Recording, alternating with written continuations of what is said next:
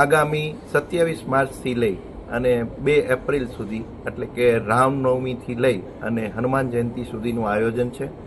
રાધે રાધે પરિવાર દ્વારા આયોજન કરવામાં આવ્યું છે.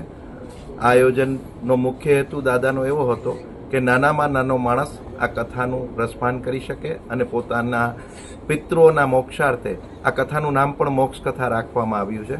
એટલે પિતૃઓના મોક્ષાર્થે આ કથા છે અને નાનામાં નાના માણસને ઓછામાં ઓછા ન્યોછાવરથી એટલે કે માત્ર 31,000ના ન્યોછાવરથી આ કથાનું આયોજન છે.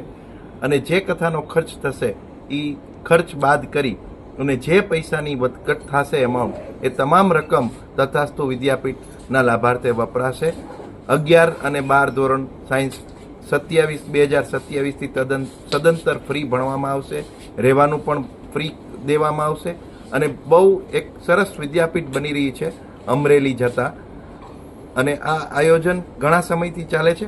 એના ભૂમિના દાતા મુખ્ય દાતા પવનભાઈ રંગાણી છે. અમારી સાથે મુખ્ય મનોરથી મનીષભાઈ માદેકા જોડાયેલા છે. નિરેનભાઈ ખખર પણ જોડાયેલા છે. રાધે રાધે પરિવારથી એટલે કે જિજ્ઞેશ દાદાના ભાઈ શ્રી ભાર્ગવભાઈ પણ સાથે છે. આ બાજુ પુરુષોત્તમભાઈ પીપળિયા જોડાયેલા છે. અમારી સાથે નિપુણભાઈ દોશી એડવોકેટ શ્રી છે. ધવલભાઈ ખક્કર ઓડિટર રાજકોટ લોણા મહાજનના છે. ડૉક્ટર નિશાંતભાઈ ચોટાઈ હમણાં અહીંયાથી નીકળી ગયા છે. બધા જ જ્ઞાતિઓને એટલે કે સર્વ જ્ઞાતિની આ કથા છે. આ કોઈ મારી કે તમારી કથા નથી, આ આપણી કથાનો ઉદ્દેશ છે. અને દાદાને પણ એવું જ હતું કે આ કથા નાનામાં નાના માણસ સુધી પહોંચે અને રાત્રિ કથા હોય તમામ વ્યવસ્થાઓ કરવામાં આવી છે. ભોજન વ્યવસ્થા રાખેલ નથી કારણ કે રાત્રિ કથા છે એટલે ભોજન વ્યવસ્થા ઉપલબ્ધ નહીં થાય. લોકોને એક સંદેશો જાય કે એક ધર્મ છે, આ સંસ્કૃત છે. દાદા અને જે વિદ્યાપીઠો ચલાવે છે સંસ્કૃતને વધારે પડતું પ્રોત્સાહિત કરવા માગે છે. આપણી સંસ્કૃતિ જીવંત રહેશે એ જરૂરી છે. અત્યારે આપ જુઓ છો પરદેશમાં પણ બધી કથાઓને બધું થાય છે.